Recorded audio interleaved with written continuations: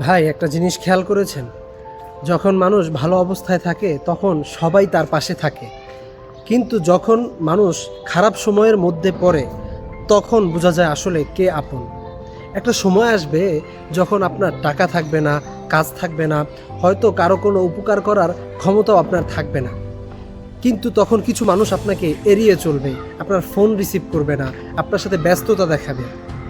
কিন্তু তখনও দু একজন মানুষ এমন আপনার থাকবে যারা আপনাকে হয়তো টাকা দিয়ে সহযোগিতা করতে পারবে না, কিন্তু আপনার পাশে থেকে তারা বলবে যে ভাই, চিন্তা করিস না, আছি তো। আমার মনে হয় এই ধরনের মানুষগুলোকেই জীবনে ধরে রাখা উচিত।